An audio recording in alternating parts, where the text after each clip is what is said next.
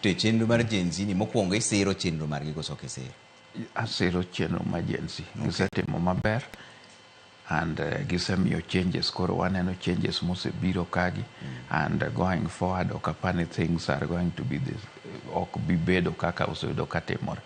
Kata IBC gini midhi losi, yiero mageno ni biro biro bang' manyicho kalo ni going forward dhi bedo maber. Gino dwaro ni ka gise make a point kamano to koro warito to wang'iyo ni changes manyiche gidwaro gibe timore.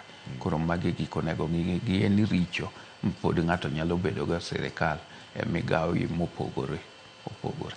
To rem gi ni kanye? Bedo ni gionge jatelo no koso jotend piny mok winjgi? No, jotend piny de ni ok winjgi di nyiche okogo kabinet piny. Yeah.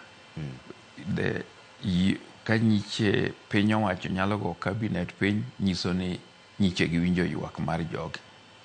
Ka nyiche nyalo gol finance bill ka bunge osekalo maduo kucho, nyiso ni koro iwinjo ywak gigo.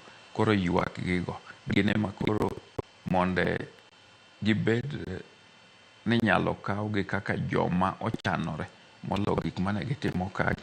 Koro nyaka gibed joma koro organize maka nitie gimoro to giwacho magi and onego gibed ni gin giikore mar gi other leaders mo. Gimomiyo nitiere ng'amoro noote ka iluongo ni Mercy koa Game wacho ni mbija penjna mheshimiwa ni to wan kaka Gen Z tukani. Mercy koa Gen Z. Twak ni bende gionge. Jotend piny nyiche wan kaka chama marwa mar ODM, nyiche wawinjore ni wadwaro consultation and national dialogue, and the national dialogue kodhi mbele ta good majority will be this Gen Zs mondo Kenya move forward. Yeah. Okay.